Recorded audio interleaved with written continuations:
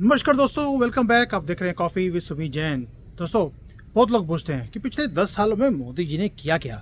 भी कांग्रेस इतनी बढ़िया पार्टी थी, उसको हटाकर मोदी जी आ गए और किया तो कुछ भी नहीं है। मैं आपको समझाऊंगा कैसे पप्पू की जो बेईमानी की दुकान उसने 10 साल खोली थी, 2004 से लेकर 14 तक, ये पप्पू की और इसकी पोल डांसर माँ, इन दोनों की करामात थी। कैसे उसे रोका गया, कैसे बंद किया गया, कैसे पहले तो उन्होंने शुरू किया था, मोदी जी ने कैसे बंद किया, और उसके बाद कैसे कंट्री को फ्रेजाइल 5 से टॉप 5 पर, अब हम टॉप 3 पर जाने की बातें बोलते हैं। ये पूरी मैं डिटेल में इन्वेस्टिगेशन के बाद आपके पास मैं प्रस्तुत करने वाला हूँ। बने रहिए मेरे साथ। तो दोस्तों, पहली बात ये है कि आप जानते हैं कि जो कांग्रेस है ये बहुत ही पुरानी पार्टी है। पार्टी मतलब कि जो सारी ये नाच गाने वाली करने वाले पार्टी होती है, और पैसे बनाने वाली पार्टी भी यही रही है। और उसमें ये भी है कि इनके अंदर इतने इतने महारथी बैठे हैं जो शातिर रणनीतिकार भी हैं। वो समझ चुके थे अपने टाइम के ऊपर कि जनता के बीच में से जब तक हम कुछ दलाल नहीं चुन के लेकर आएंगे तब तक कोई काम हम नहीं कर सकते पैसे बनाने का। तो इन्होंने क्या किया, जनता को ही करप्ट बनाने का खेल शुरू कर दिया। हर नेता अपने अपने क्षेत्र में दलाल बनाने लगे, जो ब्लॉक लेवल से लेकर गांव तक, गांव से लेकर शहरों तक, ज़िलों तक इन्होंने लोगों का काम करवाना शुरू किया और दलाली लेनी शुरू करी। और जो दलाली का पैसा था वो राहुल गांधी और पोल डांसर जो सोनिया गांधी है, इसके घर तक वो पहुंचाया जाता था। प्लस ये जो दलाल थे, इनका काम और भी था कि जो इनके नेता हैं उनका गुणगान किया जाए, गांधी परिवार का गुणगान किया जाए, ये टारगेट दिया गया था उनको। और जनता को बताते थे कि हमारे जो नेता हैं आपके, वो कितने त्यागी हैं, कितने महान हैं, इन्होंने कैसे आपको स्वतंत्रता दिलाई थी। वो भाई राहुल गांधी ने कौन सी स्वतंत्रता दिला दी, वो तो खुद यहाँ से स्वतंत्र नहीं है अभी तक। वो बच्चे की बॉडी उसकी हो गई है बुढ़े की, और दिमाग उसका अभी भी 5 साल से बच्चे से भी कम है, तो खुद तो स्वतंत्र नहीं है, हमें क्या दिलाएगा। तो ये सारा टाइम यही बताते रहे कैसे गांधी परिवार ने त्याग दिया और कितने महान है। लेकिन इनकी महानता यहीं पर ख़त्म नहीं होती। आपको याद होगा यूपी बोर्ड की जब परीक्षा थी, जब उसके अंदर स्ट्रिक्टनेस लेके आने की कोशिश करी तो 10 लाख छात्रों द्वारा परीक्षा जो है उसका बहिष्कार किया गया। ये काम किया। और बिहार में जो इंटर टॉपर थे उनका जो पॉलिटिकल साइंस का को इन्होंने प्रोडिकल साइंस बोलना शुरू कर दिया। ये सिर्फ सरकारी भ्रष्टाचार ही नहीं, बल्कि जनता को भी इस भ्रष्टाचार में कदम से कदम मिलाकर चलने के लिए उत्साहन दिया गया। और ये एक छोटा सा उदाहरण मैंने आपके सामने रखा है। अब 2004 से लेके 14 के बीच में कांग्रेस ने भ्रष्टाचार का कोई ऐसा रिकॉर्ड नहीं है जो इन्होंने अपना ही रिकॉर्ड तोड़ा ना हो। हर रोज़ एक नया रिकॉर्ड।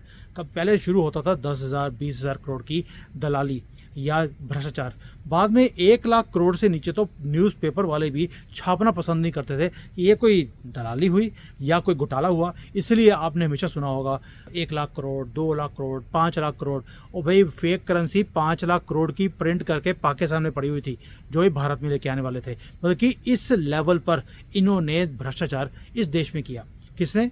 राहुल गांधी और इसकी पोल डांसर माँ ने। और इसके कारण हुआ क्या, जो हमारी बैंकिंग की व्यवस्था है उसे इन्होंने तोड़ दिया, ध्वस्त कर दिया। आंख मूंद कर इन्होंने आंखें बंद करके क्या किया, ऋण बांटने शुरू कर दिए, लोन देने शुरू कर दिए। बैंकों का जो एनपीए है वो बढ़कर 84% हो गया। और यूपीए सरकार बड़ी ही बखूबी से बताती थी कि ये तो सिर्फ 34% है, जबकि असलियत बिल्कुल उल्टी थी और बैंक डूबने के कगार के ऊपर आके खड़े हो गए थे।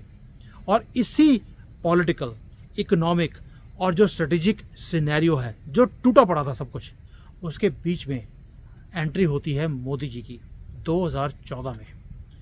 कार्यभार संभालते ही उनका दिमाग जो है ना, वो तो दही हो गया था। भाई ये हो क्या रहा है, डूबती हुई अर्थव्यवस्था सिस्टम था, लूट का एक बाजार खड़ा किया गया था, स्ट्रेटेजिक रूप से हम लोग कमज़ोर इंडिया बोला जाता था, और आतंकवाद अपनी चरम सीमा के ऊपर था। पाकिस्तान हो, चीन हो, दोनों ही हमारे पुराने दुश्मन रहे हैं और दोनों तरफ से हमले की तैयारी ऑलमोस्ट ऑलवेज तैयार खड़े थे कब हम भारत के ऊपर हमला करें। कोई दूसरा और होता ना तो चुपचाप सिस्टम के आगे सरेंडर कर देता और हालात के साथ विवश होकर उसी का पार्ट बन जाता। लेकिन इस बंदे में ये जिगरा है वाला है आदमी है, ये डिफरेंट है।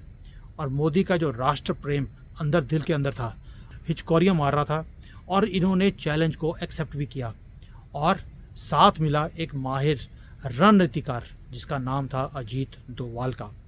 चीज़ों की सच्चाई समझनी शुरू करी, और सबसे पहले जो पड़ोसी हमारे छोटे छोटे मुल्क हैं, जैसे कि भूटान है, नेपाल है, इवन कि जापान है, इसकी यात्रा शुरू करी ताकि चीन के विरुद्ध एक रणनीति तैयार की जाए।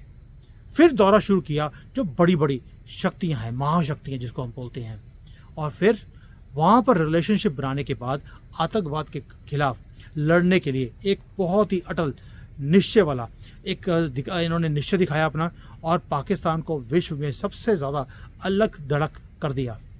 और जिन बड़ी शक्तियों के साथ ट्रेड है, स्ट्रेटेजिक रिलेशंस हैं, उन्हें और डीपर एंड ब्रॉडर बनाना शुरू कर दिया। इसके बाद शुरू हुआ भारत की फाइनेंशियल इंस्टीट्यूशंस की तरफ निगाह करना, और एक ही झटके में नोटबंदी का एक ऐसा इन्होंने एक निर्णय लिया जिसने सारे जो है सिस्टम को हिला के रख दिया। और ये आत्मघाती एक वार था।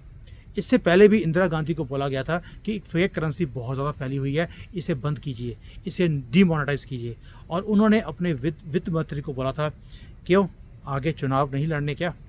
लेकिन मोदी का एक ही कदम, और जितने भी ये पूंजी इकट्ठे करके रखने वाले पॉलिटिशियंस हैं, इनकी सबकी कमर टूट गई। आतंकवाद हो, मऊवाद हो, इनका जो सारा का सारा गेम था वो बिखर के रह गया। और बड़े बड़े राजनेता कंगाल हो गए। राहुल गांधी और ये पोल डांसर माँ, जिसने पोल डांसिंग पूरी कांग्रेस को अपनी पोल डांस के ऊपर डांस कराया है, और सारे पैसे इनकी जेब में धरे के धरे रह गए, ये कुछ नहीं कर पाए। और ये बड़े बड़े राजनेता ये रातों रात 8 बजे बारात के 12 बजे के बाद ये कंगाल हो गए।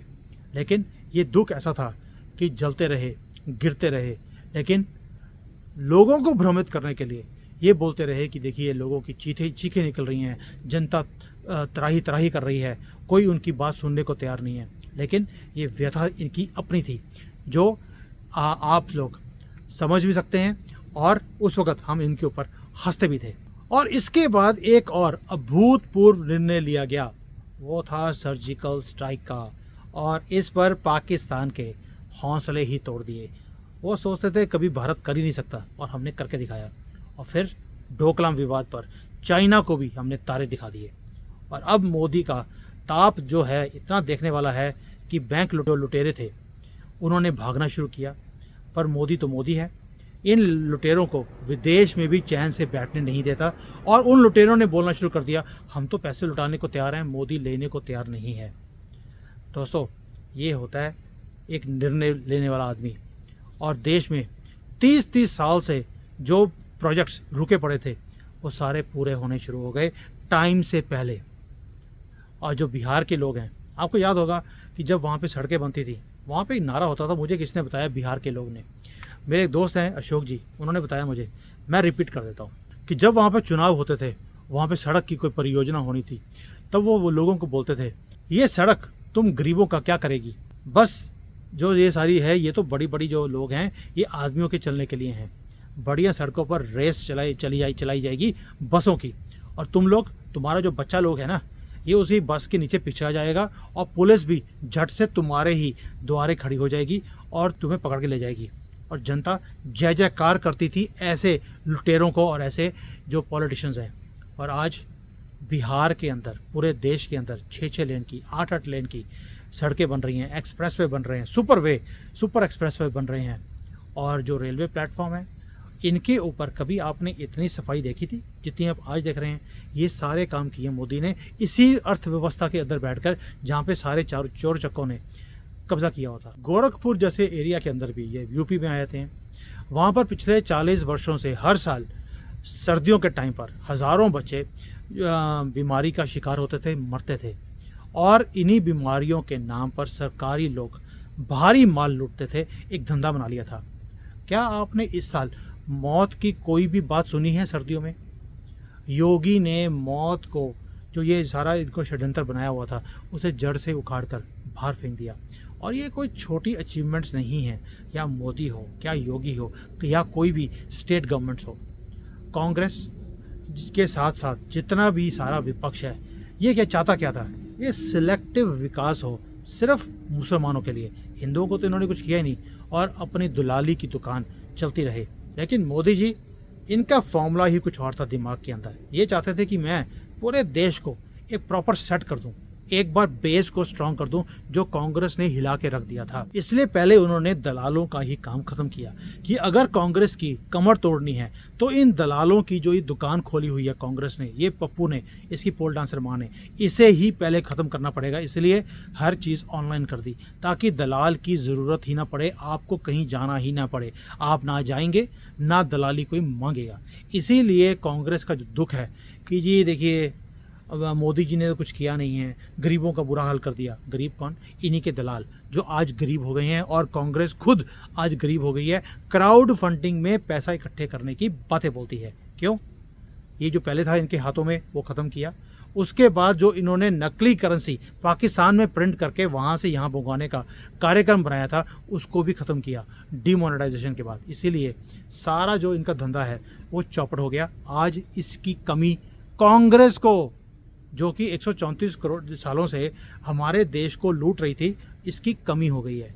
क्या आप सोचते हो कि एक ऑर्डिनरी आदमी, चाय वाला, इतनी बड़ी पार्टी, इतनी बड़ी गांधी फैमिली, इसकी कमर तोड़ सकता था? ये मोदी है, तभी बोलते हैं मोदी है तो मुमकिन है। अब लोगों, चॉइस आपकी है। क्या आप चाहते हो? आप चाहते हो कांग्रेस जैसी घटिया, निकम्मी और करप्ट ऐसी फैमिली, जो कि गांधी फैमिली जिसको बोलते हैं, वैसे तो गंदगी फैमिली, जहाँ पे भी इन्होंने नाम रखा वो गंदगी फैमिली होना चाहिए। मुझे ऐसा लगता है कि जैसे इन्होंने अपने सारे एयरपोर्ट हैं, बस स्टॉप्स हैं, आप कोई भी चीज़ ले लीजिए, उसके ऊपर इन्होंने इंदिरा गांधी, राजीव गांधी, कोई ना कोई इन्होंने गांधी नाम ही रखा है।